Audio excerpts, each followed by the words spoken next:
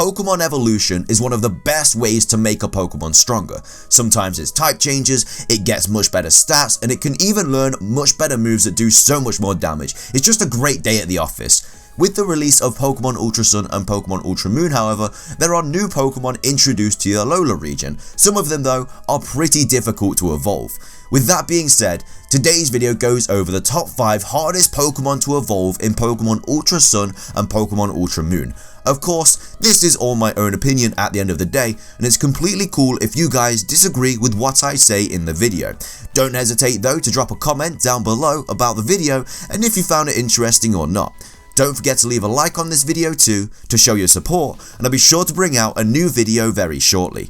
Make sure to subscribe if you haven't already, keep up to date, and follow my Twitter to updates about the channel. Both of those links can be found in the description down below. And now, without further ado, let's get into the video, and I really hope that you guys enjoy.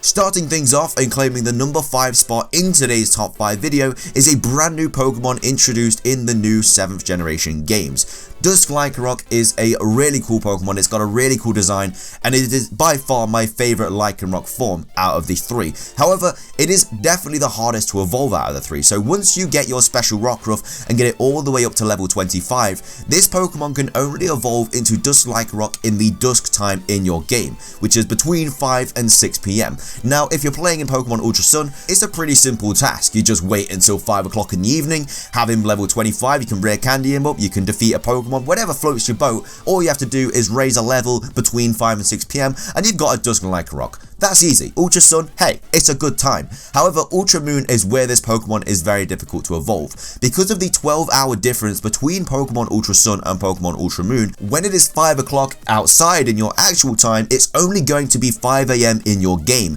meaning that you're going to have to actually wake up at 5 o'clock in the morning in your own time for it to be 5 PM in your game time, which is when you can obviously evolve Rockruff into Dusk Lycanroc. Now, I know you can change your time settings on your DS and everything like that, but I think it takes like 2 to 3 days for it to like sort itself out again, so I definitely wouldn't advise doing that. So this evolution isn't necessarily really difficult, it's just a very annoying evolution if you have Pokemon Ultra Moon, which is why Dusk Lycanroc evolving in Pokemon Ultra Moon takes the number 5 spot in today's top 5 video.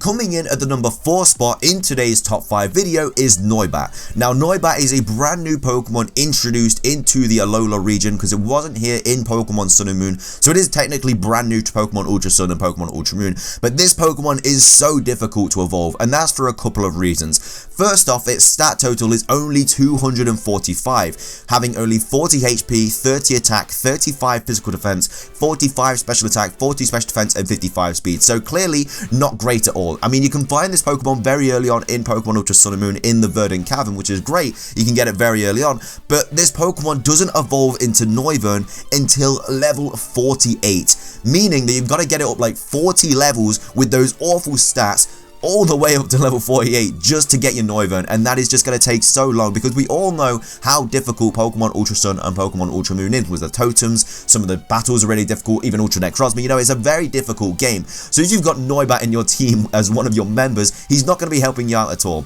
Not only that, he doesn't really learn any good moves as well up until level 48. He only really gets Roost, which is only really good for reliable recovery, but when he's only got like 40 HP, it's not exactly going to help at all, let's be honest. He gets Air Slash at 48, but he's already going to evolve into a Noivern at that like level, so he literally doesn't get any moves. I think his strongest move is probably Air Cutter and Wing Attack at, you know, this level, so it's ridiculously annoying. He has Super Fang as well, but it's just a very difficult Pokemon to level up because he's just got awful stats. I understand that the XP share is a thing and everything like that, but like I say, since this game is so difficult, having a Pokemon like this in your team as one of your members who isn't really going to be doing anything at all doesn't really help you out, which is why Noibat takes the number 4 spot in today's top 5 video. Coming in at the number 3 spot in today's top 5 video is another new Pokemon which was introduced in the Alola region in Pokemon Ultra Sun and Pokemon Ultra Moon, and that Pokemon is Lavesta. Now, we all know about Lavesta because Volcarona is a really good Pokemon, but again, we all know how difficult this Pokemon is to level up. Quite similar to Noibat in the way that it has not the best stats and it doesn't have the greatest move pool, because this Pokemon is better than Noibat's by quite a bit, having a stat total of 360 with 55 HP, 85 physical attack, 55 physical defense, 50 special attack, 55 special defense, and 60 speed, so it is obviously a lot better than Noibat. But this Pokemon evolves into Volcarona at level 59, which is absolutely insane. You got to get this Pokemon up so many levels, and when you have a stat total of that, it's just not a great situation. Not only that, but this Pokemon's move pool is pretty awful as well. He learns a new move pretty much every 10 levels. So at level 1, he starts off with Ember, then he gets Absorb at level 10, which isn't going to be doing anything, 20 power, like get out of here. At level 20, he learns Takedown, but that's going to be giving himself Recoil, which isn't great. Level 30, he gets Flame Charge, 40 gets Bug Bite, Double Edge at 50, which is this Pokemon's best move. But then level 60, he learns Flame Wheel, but he's going to evolve into Volcarona at 59 anyway. So only getting a move every 10 levels being that bad. Again, I understand the XP share is a thing, but this list is pretty much in the situation where you don't have the XP share turned on, which is why these Pokemon are very, very difficult to evolve. And like I say, with a stat total of 360, learning a new move every 10 levels, not really doing any damage at all, this Pokemon isn't great. And to get it to level 59, that is such a tedious task. It's actually horrible. So if you are going to try and get that Volcarona in Pokemon Ultra Sun and Moon, I do wish you the best of luck, because this dude is not easy to get. Coming in at the number 2 spot in today's top 5 video is Cosmog. Now, I understand that this isn't a brand new Pokemon to the Alola region or anything like that, but Cosmog is just so difficult to evolve in these games, it had to make the list. Now, Cosmog is a legendary Pokemon, and is the first legendary Pokemon who could actually evolve, because obviously it evolves into Cosmoem, and then either Solgaleo or Lunala. Now, this Pokemon here, Cosmog, has a stat total of 200, 43 HP, 29 physical attack, 31 physical defense, 29 special attack, 31 special defense, and 37 speed. So 200 overall, not a great situation for your boy Cosmog. Not only that, he only has 2 moves that he learns through level up, which is Splash, which he starts with, and Teleport at level 23. So 2 moves which actually do no damage to anything.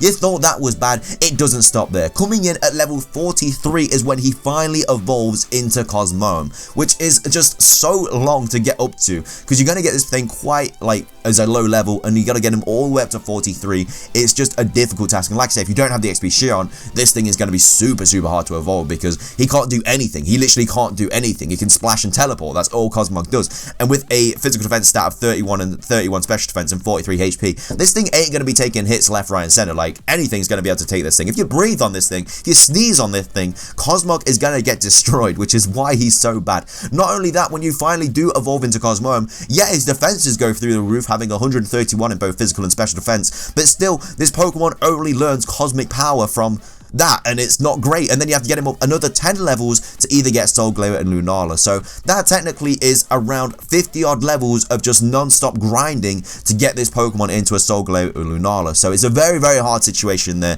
And Cosmo, like I say, he can't be doing any damage. Cosmog does no damage. It's just a very difficult time if you're trying to get this Pokemon. So like I say, if you don't have the XP share turned on, you're going to have a wild ride, because it's not easy at all, which is why Cosmog and Cosmoem claim the number 2 spot in today's top 5 video. Finishing things off though, and claiming the number 1 spot in today's top 5 video is Porygon. Now, Porygon is just not only one of the hardest Pokemon to evolve in Ultra Sun and Ultra Moon, he's just one of the hardest Pokemon to evolve in general. And that's just because there is so many things that get into evolving Porygon all the way up to Porygon Z. Now, first of all, you're gonna need somebody to trade with. You're just gonna need that friend who is gonna help guide you through to get that Porygon Z, because without him or her, you ain't gonna be getting that 3rd evolution of Porygon. Next up, you're gonna have to find the item upgrade, which again is not easy to find. Then you have to trade Porygon holding the upgrade to your friend to get a Porygon 2, which okay, in itself is quite difficult to get the item, trading, everything like that. However, no, it doesn't stop there, guys. You then got to find the dubious disc and then trade the Porygon 2 holding that into a Porygon Z, which will allow it to evolve into that Pokemon. So it's actually so annoying. It's so much running around, collecting items, trading. It's just a long task. Like, evolving a Pokemon through trade anyway is difficult, but you have to trade this guy twice just to evolve it into its final form. I understand that it's like the data Pokemon, you know, it's a virtual Pokemon, it's man-made, everything like that. So I kind of get the point of its evolution, the fact it has to be traded with these new upgrade kind of things. But again, it's just super difficult. Like I said, running around getting all these items and evolving him with that is just an annoying process, which is why Porygon evolving into Porygon 2 and then into Porygon Z is the hardest evolution, in my opinion, in Pokemon Ultra Sun and Pokemon Ultra Moon.